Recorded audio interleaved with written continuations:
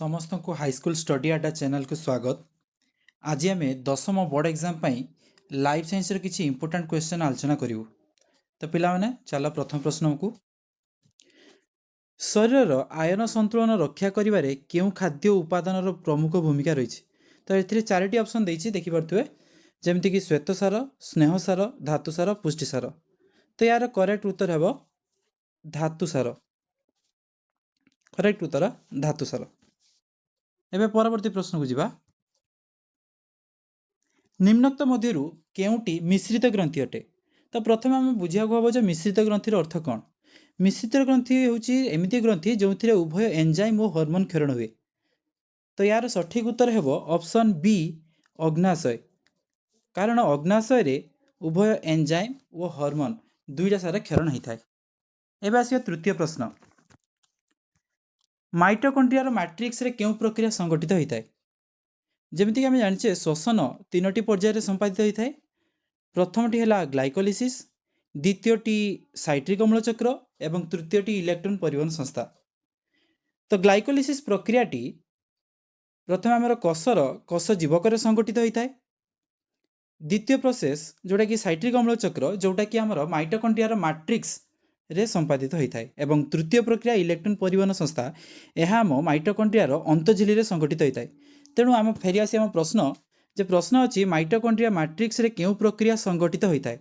तो यार सठिक उत्तर हेबो साइट्रिक अम्ल चक्र। एबे आसिबा परवर्ती प्रश्न। फुसफुस कटरिकार केउ केउ गैस विनिमय होता है? तो फुसफुस कटरिकार दुईटी गैस यथा अम्लजान और अंगारकाम्ल विनिमय होता है। तेणु यार सठिक उत्तर हेबो ऑप्शन सी अंगारकाम्ल और अम्लजान। एबे आसिबा परवर्ती प्रश्न। केउ जंत्र साहाय्य रे मूलज चाप मपा जाए? तो आम एटा पढ़ी गचर मूलज चाप मापिया आम मानोमीटर व्यवहार करता। ऑप्शन डी मानोमीटर हम। तो आम टे जाणीजा अन्य जो ऑप्शन देछि तार कार्यगुड़िक कौन कौन। जमीक आम आसवा 12 मीटर। तो 12 मीटर काम वायुमंडलीय चाप को मापिबा। ठीक से भाई थर्मोमीटर काम आम शरीर तापमात्रा को मापिबा। स्पिग्मोमैनोमीटर काम आम रक्तचाप को मापिबा। तेणु आमर प्रश्न थिला मूलज चाप कौ जंत्र द्वारा मपा जाए। तेणु यार सठिक उत्तर हम मैनोमीटर। एबे आसिया परवर्ती प्रश्न। कहार उपस्थिति जगु शिरा और धमनी रे रक्त जमाट बांधे नहीं? तो यार सठिक उत्तर हेबो हिपारिन। तो आउ जो ऑप्शन दीची option A, option C, option D, तो ये सब मध्य रक्त को जमाट बांधिया को दिए नहीं, किंतु सी आमको प्रश्न करछि जे शिरा और धमनी रे। तो शिरा धमनी रे एमिति को जिनस अछि जे कि आमको रक्त जमाट बांधिया रे दिए नाही। तो यार सठिक उत्तर हबो हिपारिन। कारण जो हिरुडिन अच्छी हिरुडिनटा जक लाଳରେ थाए। आउ बाकी रहा सोडियम ऑक्सालेट आउ ऑप्शन डी पोटासियम ऑक्सालेट। तो एगुड़ी को लैब रे ब्लड क्लटिंग न होबा पई रक्त जमाट बांधिया को न देवाई लैब रे व्यवहार करा जाए कृत्रिम उपाय। तेणु जदि आम प्राकृतिक उपाय देखा जोटा कि आम शरीर भितर अच्छी सेटा हूँ आमर सठिक उत्तर हिपारिन। एबे आसीबा आमर परवर्ती प्रश्न। मनुष्यर केउठारे यूरिया उत्पन्न होता है? तो यार सठिक उत्तर हेबो यकृत। आमको मन रखा पड़ो जे ये यूरिया किपरि आम शरीर में प्रस्तुत हुए। तो आम पुष्टिसार आम शरीर में पुष्टिसार चयापचय फल एमोनिया सृष्टि होता है।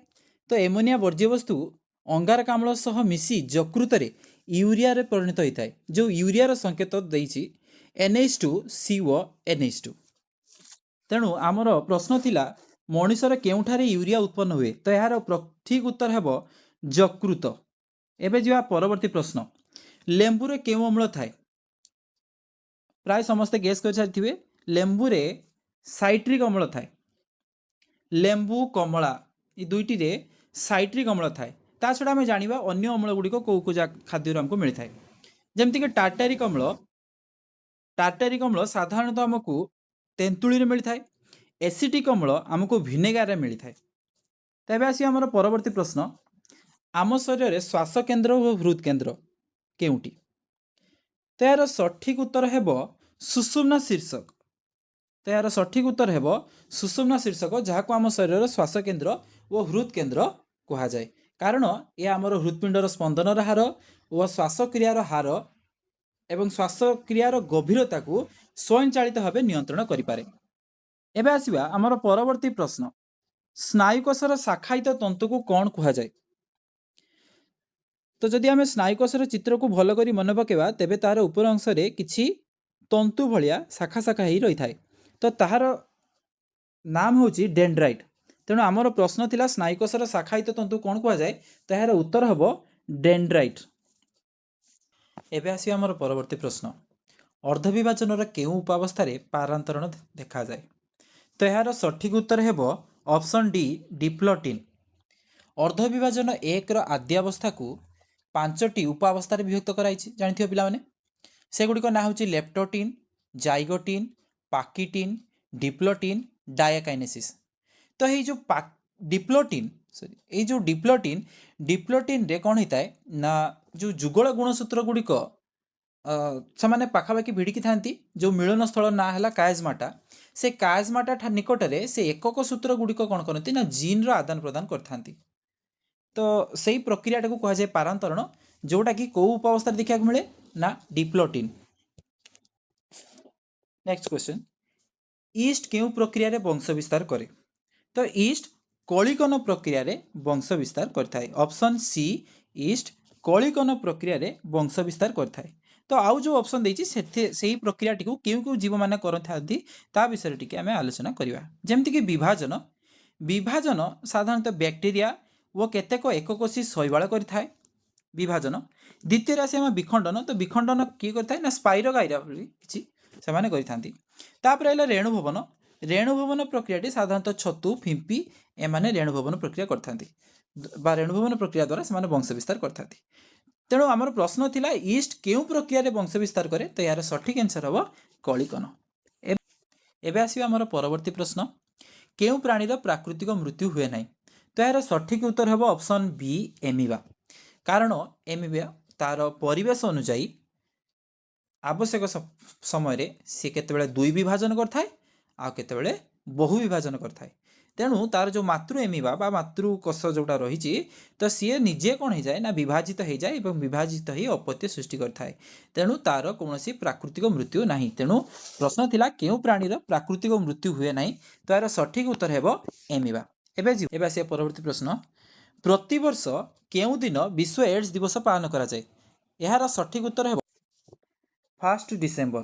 तो बहिरा विषय देइछि जे विश्व एड्स दिवस डिसेम्बर पहिला होता है। पहिलार अर्थ डिसेम्बर 1, तेणु 1 डिसेम्बर रे विश्व एड्स दिवस पालन करा जाए।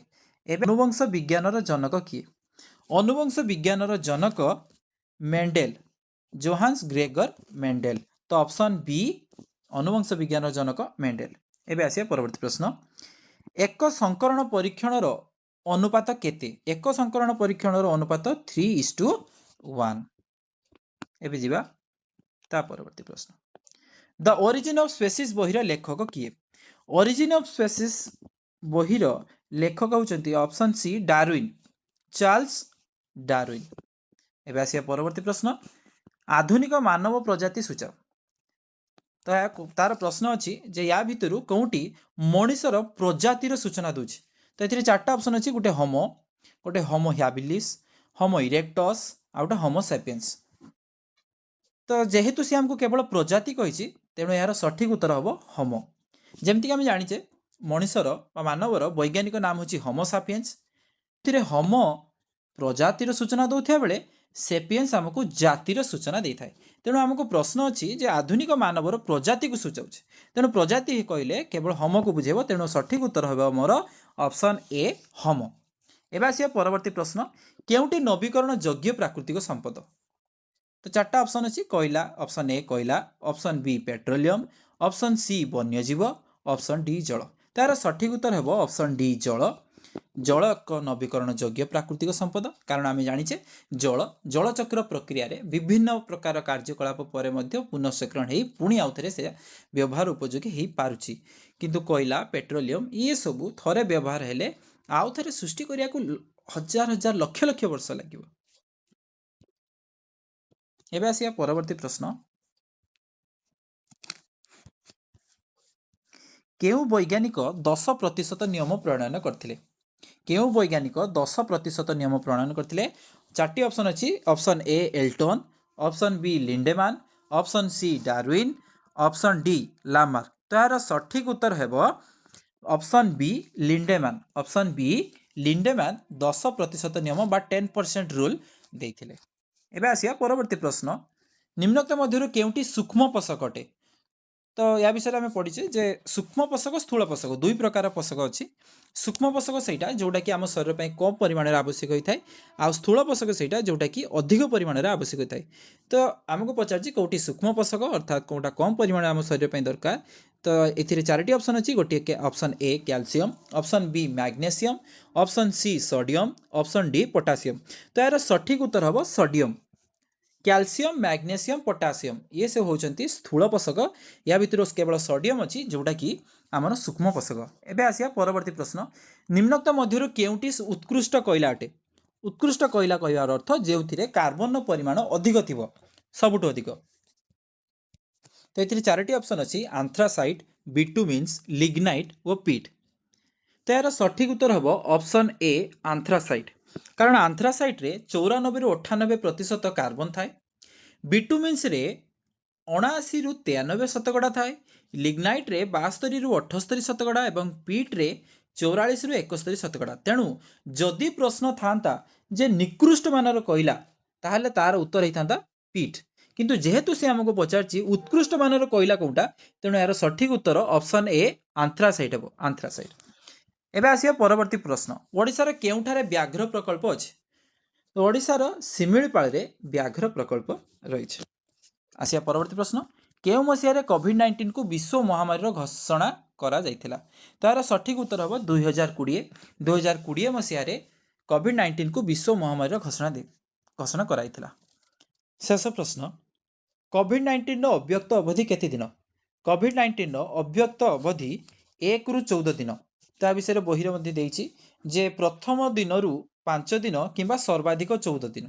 तेणु यार सठिक उत्तर हम कौन हम ना 1 ରୁ 14 दिन, एतिक दिन मध्य अर्थात 1 ରୁ 14 दिन मध्य अव्यक्त अवधि तार।